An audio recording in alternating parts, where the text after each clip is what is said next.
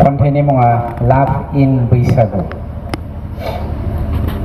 लाभ इन बैसागु नोंखौनो गोसोखाङै गोसोखाङै देंखियाव अन देनायाव आइनि आसिखौ फ्रुस देफ्रुनायाव दाहासो जाबाय सतबांसाखौ नेवसिनांसिगोनाव।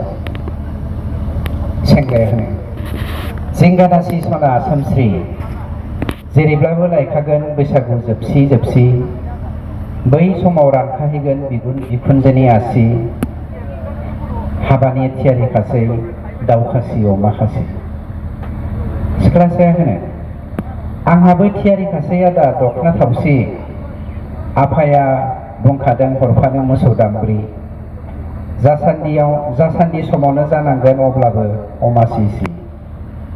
बिब्दिदा बुंसना खुगानांगोन बोथोरा थांगोन आरो फैगोन जोंलाय सानैजों हाबा जाखागोन नों बुंब्ला दिनैनो थांना थंखा थाखाहैगोन। बैसागु जोबबोला बोथोरा थांबोला दाउ खौवौआ रंगबोला माथो सानदों आदा आइनि आसिया रानाबोला। बिद्दा बोलै सना जिउआव नोंनो आंनि खैना बिखुनजोनि आसिया रानस्लाबाब्ला बैसागनि जोबथायाव हाबा लाखारबोना। दोनथ'दो आदा बेलेन्स गैला आफायाबो नङा गुबुन बायदि साख्रियावला रिसार्च सोना हरगोन गाबोन फानना जरासे दाउला।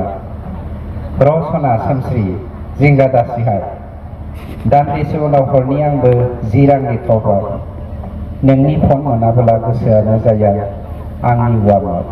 थेंक इउ आरो हाबाफारिखौ बेखेवबाय होननानै आं फोसावना होबाय।